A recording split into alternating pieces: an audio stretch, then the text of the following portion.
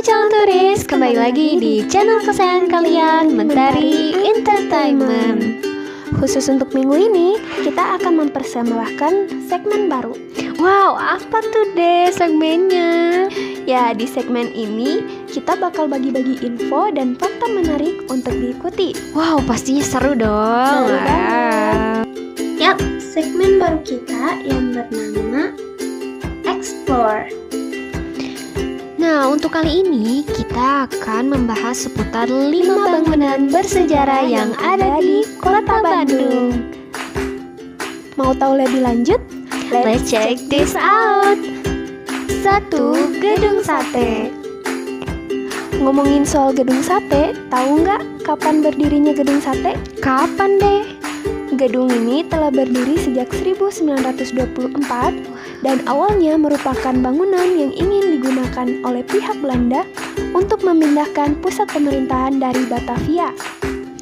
Nah, pembangunan gedung yang awalnya itu bernama Government Berivan ini berhasil terrealisasikan 4 tahun sejak pertama kali dibangun, yaitu antara 1920 sampai 1924. Wah, lama banget ya. Iya. Bangunan ini dirancang oleh tim ahli dari Belanda yang terdiri dari Insinyur Jagerberg, seorang arsitek muda ternama lulusan Fakultas Teknik Delft, Nederland, serta Insinyur Ehderu dan Insinyur G. Hendricks. Wah, proses pembangunan ditangani oleh Gemeente van Bandung.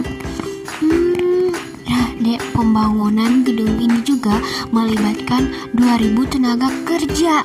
Pembangunan gedung sate memakan biaya 6 juta gulden. Wow. Ini ada hubungannya dengan jumlah tusuk sate pada ujung bangunan tersebut.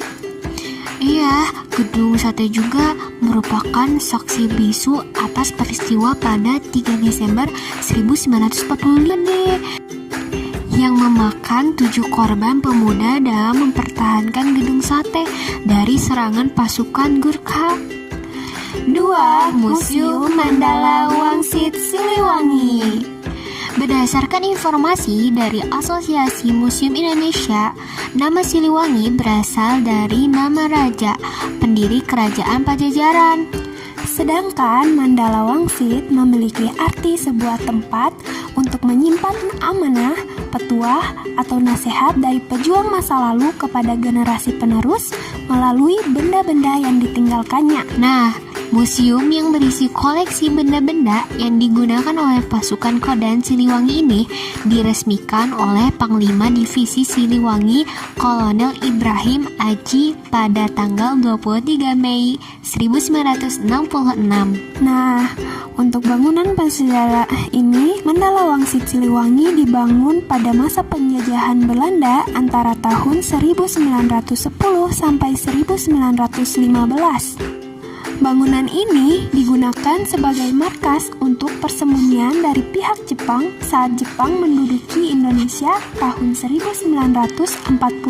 Bangunan ini juga diambil alih oleh pasukan Siliwangi dan digunakan sebagai markas divisi Siliwangi setelah kemerdekaan, yaitu pada tahun 1949 sampai 1950. Yang ketiga itu Museum Konferensi Asia Afrika, atau lebih dikenal sebagai sebutan Museum KAA, yang berlokasi di Jalan Asia Afrika nomor 65 Bandung.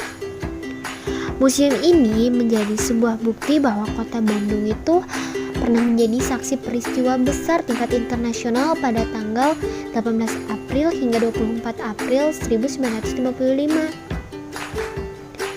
Pada saat itu telah terjadi pertemuan yang diselenggarakan untuk seluruh pemimpin negara dari benua Asia dan benua Afrika.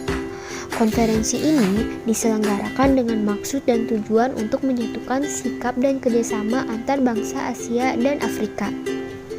Selain hal itu, penyelenggaraan dari konferensi ini juga bertujuan agar dapat membangun dan mempererat perdamaian dunia. Nah, latar belakang dari dibangunnya Museum konferensi Asia Afrika ini karena adanya keinginan dari para pemimpin bangsa di Asia dan Afrika untuk mengetahui lebih dalam tentang Gedung Merdeka dan sekitarnya yang menjadi tempat dari konferensi Asia Afrika ketika sedang berlangsung. Sebelum menjadi sebuah museum, bangunan ini tuh dulunya adalah sebuah Gedung Merdeka. Secara keseluruhan, Gedung Merdeka memiliki dua bangunan utama. Pada bagian pertama, bangunan tersebut dinamakan Gedung Merdeka, yang biasanya digunakan sebagai ruang sidang utama. Kemudian, untuk bangunan yang berada di sebelah Gedung Merdeka adalah bangunan dari Museum Konferensi Asia Afrika. Keempat, Monumen Bandung Lautan Api.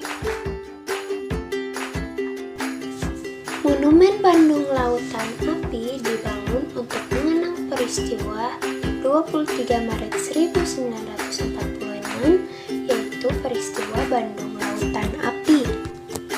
Peristiwa yang berawal dari ultimatum tentara sekutu agar Tentara Republik Indonesia meninggalkan kota Bandung.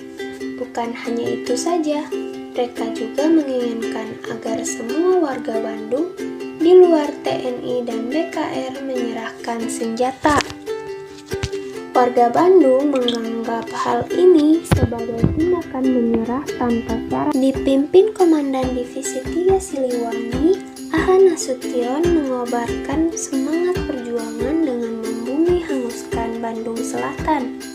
Seluruh warga Bandung Selatan pun ikut membakar wilayah mereka dan berbondong-bondong meninggalkan Bandung. Proses pembakaran ini disertai dengan pertempuran yang cukup dahsyat. Peristiwa ini menewaskan 2 pejuang saat meledakkan gudang amunisi, yaitu Motoha dan Moh Ramdan. Nama keduanya kini diabdikan sebagai nama jalan di sekitaran Tegalega, Bandung.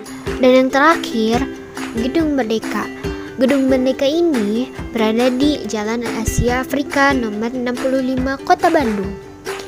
Gedung ini dulunya sebuah toko yang dimiliki warga keturunan Tionghoa. Toko ini pun dibeli dan diperluas bangunannya pada tahun 1895. Kemudian direnovasi secara besar-besaran pada tahun 1921 oleh arsitek Van Galen Les dan C.P. Wolf Shoemaker dengan menggunakan gaya Art Deco.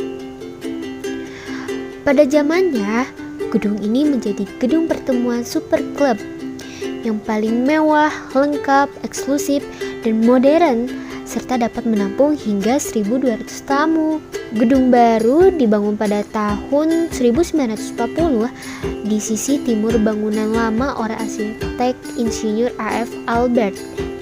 Pada masa pendudukan Jepang, gedung ini menjadi pusat kebudayaan dan tempat pertemuan.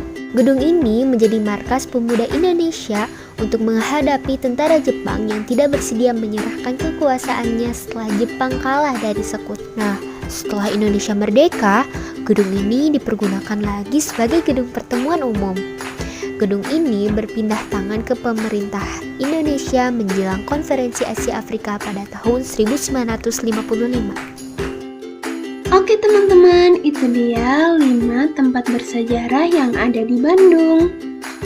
Sampai ketemu lagi di episode selanjutnya, dan tentu saja kita akan membahas topik-topik menarik lainnya. So, keep on watching and see you on the next video. Have a nice day!